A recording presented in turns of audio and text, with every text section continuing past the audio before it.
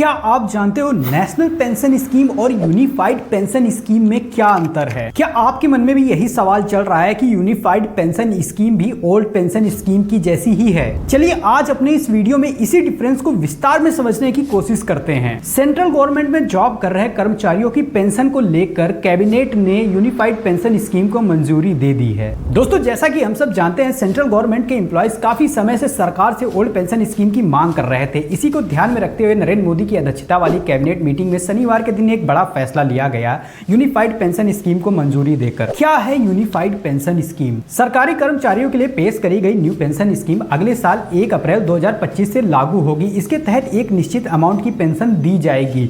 अगर आप unified pension scheme में आते हैं तो आपको मिनिमम 25 साल की जॉब होनी चाहिए, अदरवाइज आपको यूनिफाइड पेंशन स्कीम का लाभ नहीं मिलेगा। इसके तहत आपको आपकी लास्ट 12 महीने की बेसिक पे का 50% पेंशन के रूप में दिया जाएगा और समय के हिसाब से, महंगाई दर के हिसाब से आपकी पेंशन में बढ़ोतरी होती रहेगी। इस टाइम पीरियड में अगर पेंशन के टाइम पर आपकी डेथ हो जाती है तो आपकी फैमिली को आपकी पेंशन का 60% हिस्सा दिया जाएगा। यानी अगर आपकी पेंशन 10,000 रुपए है तो आपकी फैमिली को 6,000 रुपए पेंशन दी जाएगी। इसके अलावा भी अगर आप सेंट्रल गवर्नमेंट में जॉब करते हैं और आपने 10 साल जॉब करी है तो आपको मिनिमम 10,000 रुपए की निश्चित पेंशन दी जाएगी। अगर हम एनपीएस की बात करें तो एनपीएस में सरकार की हिस्सेदारी 14% की होती थी, लेकिन यूपीएस में सरकार की हिस्सेदारी 18.5% की होगी। अब बात करते हैं एनपीएस, यूपीएस और ओपीएस में अंतर क्या है। यूपीएस के तहत सिर्फ केंद्र सरकार के कर्मचारियों को ही लाभ दिया जाएगा। अगर हम एनपीएस की बात करें तो एनपीएस में प्राइवेट और गवर्नमेंट एम्प्लॉयज दोनों ही अपना अकाउंट ओपन कर सकते हैं। लेकिन अगर हम ओल्ड पेंशन स्कीम की बात करें तो ओल्ड पेंशन स्कीम में सारे कर्मचारी ये लाभ उठा सकते थे। ओल्ड पेंशन स्कीम में पेंशन के लिए वेतन से कोई भी कटौती नहीं करी जाती है, लेकिन एनपीएस में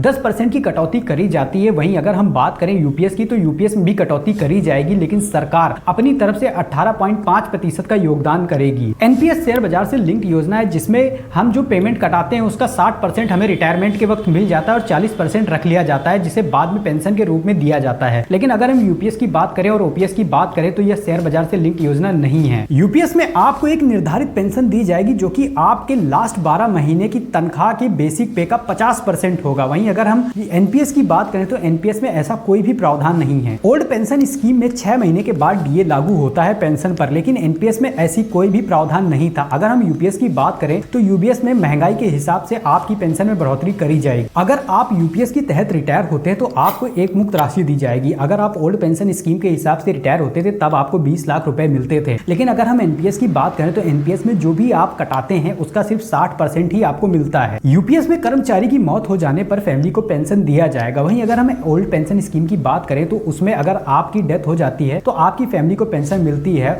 और एनपीएस में भी आपकी फैमिली को पेंशन मिलती है, लेकिन जो बकाया का पैसा होता है वो सरकार हड़प जाती है। ओपीएस के तहत रिटायरमेंट होने पर किसी भी प्रकार का इन्वेस्टमेंट नहीं करना पड़ता था। अगर हम एनपीएस की बात करें तो एनपीएस में आपको इन्वेस्टमेंट करना पड़ता था और अगर हम यूपीएस की बात करें तो यूपीएस में ऐसा कोई भी प्रावधान नहीं है। यूपीएस के तहत अगर आप 10 साल की नौकरी करने के बाद रिटायरमेंट लेते हैं तो आपको कम से कम 10,000 रुपए की पेंशन दी जाएगी। अगर हम एनपीएस की बात करें तो एनपीएस में ऐसा कोई भी प्रावधान नहीं है। अगर हम ओल्ड पेंशन स्कीम की बात करें तो उसमें आपको 40% की पेंशन का प्रावधान है। यूपीएस के तहत अगर आप रिटायर होते हैं और आप अपनी सर्विस पूरी 25 साल कंप्लीट करते हैं तो आपको मेडिकल फैसिलिटीज दी जाएंगी। वहीं अगर हम ओपीएस की बात करें तो ओपीएस में भी यह प्रावधान है, लेकिन एनपीएस में इसका कोई भी स्पष्ट प्रावधान नहीं है। सरकार ने सरकारी कर्मचारियों के लिए एनपीएस या यूपीएस में किसी एक को चुनने के लिए विकल्प रखा है। अगर आप एक बार एनपीएस या यूपीएस में किसी एक को चुन लेते हैं तो दोबारा आप उसे चेंज नहीं कर सकते, इसलिए आप बहुत सोच समझकर यह निर्णय लेना। आशा करता हूं आपको यह अंतर समझ में आ गया होगा। मिलता हूं आपसे नेक्स्ट वीडियो में, तब तक के लिए धन्यवाद।